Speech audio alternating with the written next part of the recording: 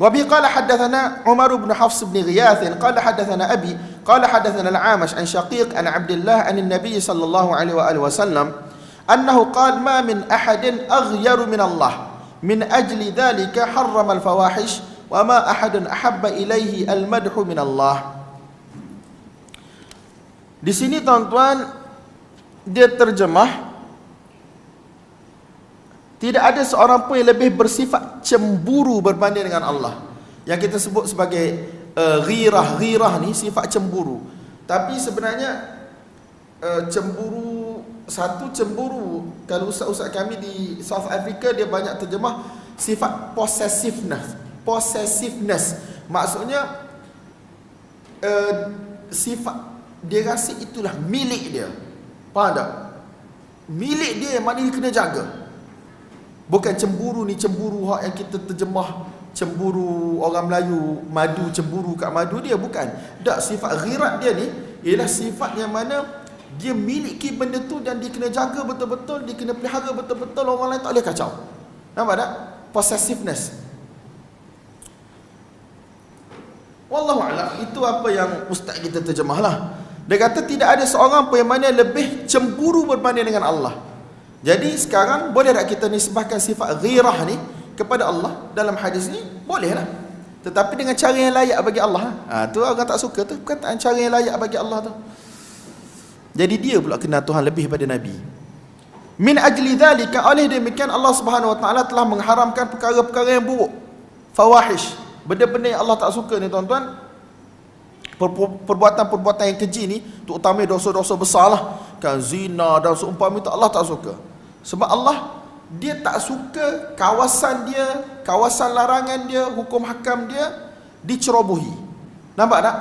Kita pun tak suka. Kalau kita buat undang-undang, even tuan-tuan, cuba tuan-tuan bayang, hari ni kita buat, tuan-tuan duk Perlis, mungkin orang non-Muslim tak ramai. Kalau pergi Kuala Lumpur letih tuan-tuan, kalau pergi pasar malam ni, kan kes Kelantan yang saman Cina yang tak tutup aurat tu, memang ada orang kau boleh nak telanjang terus lah. Kita tuan-tuan, iyalah orang lelaki sukalah tengok, tapi kita ada hukum Allah kot, betul tak? Jadi ghirah kita memang dia tak ada kaitan dengan kita, tetapi kita ghirah kita terhadap status negara ini negara Islam ke negara kafir ni tuan-tuan, betul tak? Saya selalu cakap kat kawan-kawan saya, kalau kuasa di tangan aku akan bawa cemeti ni, aku akan sebat sorang-sorang yang pakai macam tu tak, di jalan-jalan awam. Benda ni melampau, kita tak boleh nak buat apa dah. Dengan gerakan liberalnya, dengan gerakan tak ada polis moralnya, dengan gerakan manusia bebas nak buat apa, nanti tuan-tuan akan telanjang bulat je dalam negara kita ni. Negara kita ni negara di kerangka di Islam, negara asalnya Islam.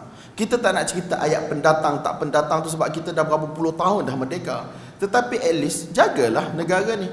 Jadi kalau kita tak ada rasa apa-apa tuan-tuan, kalau pergi mall, kita pula tukang cuci mata, kita tak ada sifat ghirah lah. Nampak tak? Kalau dalam diri kita ni ada Islam, kita tengok anak-anak orang Islam keluar daripada rumah, pakai pakaian menjolok mata, tudung tak betul, seluar ketat. Apa tu tuan-tuan? Jadi kalau kita yang beragama pun, kita ada perasaan ghirah, Allah Ta'ala lebih lagi daripada tu. Allah Subhanahu Wa Ta'ala sangat tidak suka hukum hakam dia dipermain-mainkan ataupun dilanggar sesuka hati, macam Allah tu tak wujud.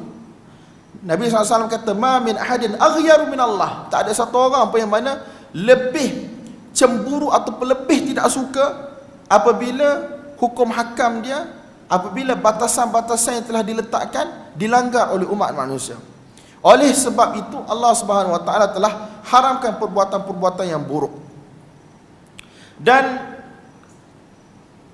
tidak ada satu orang pun, sini dia guna perkataan ahad, tidak ada satu orang pun yang mana lebih suka untuk dipuji berbanding dengan Allah Subhanahu Wa Taala. Jadi Allah suka untuk dipuji.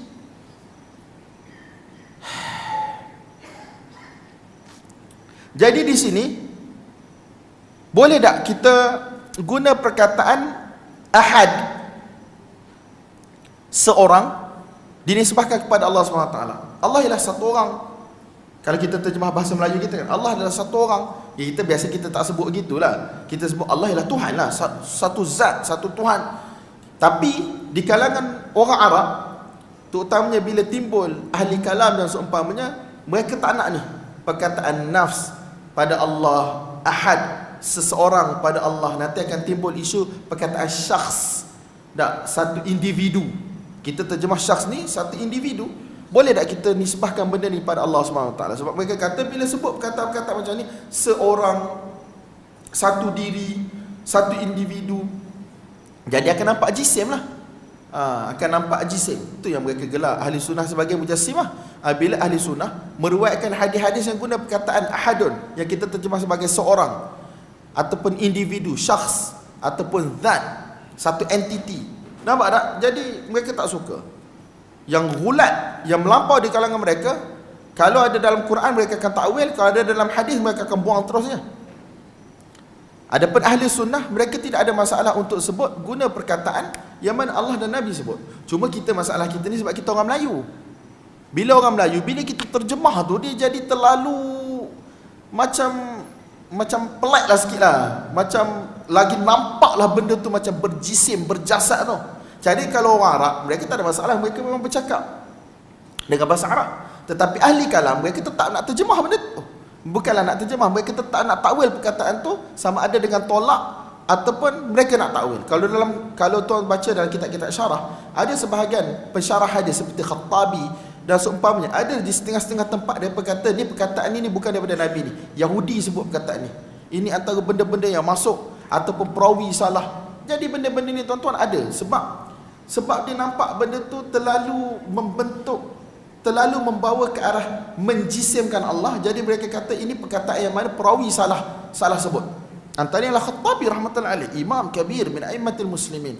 Tapi ada tempat-tempat yang mana beliau cakap dibantah je oleh ulama lain. Ibn Hajar dan seumpamanya, dia bantah, dia kata janganlah nak salahkan perawi.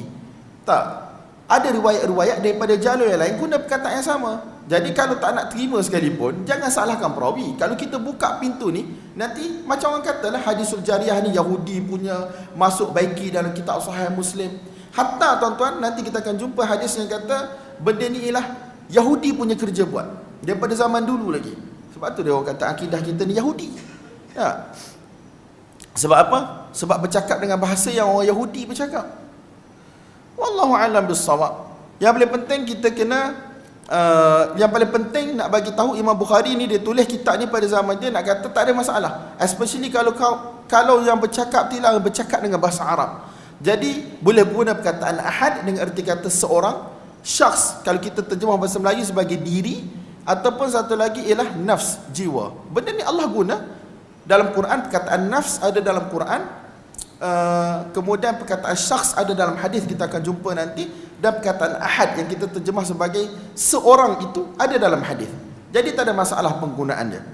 Adapun kita yang mana bukan orang Arab ni, kalau boleh kita elakkan guna perkataan-perkataan yang boleh bawa kontroversi lah. Sebab kita terjemah, bukan guna perkataan yang asal tu bahasa Arab tu. Jadi kita guna tidak ada yang lebih cemburu berbanding dengan Allah Subhanahu Wa Taala. Kita terus je guna perkataan zat ataupun guna perkataan Tuhan, Allah gitu. Nampak tak tuan-tuan? Wallahu a'lam bissawab.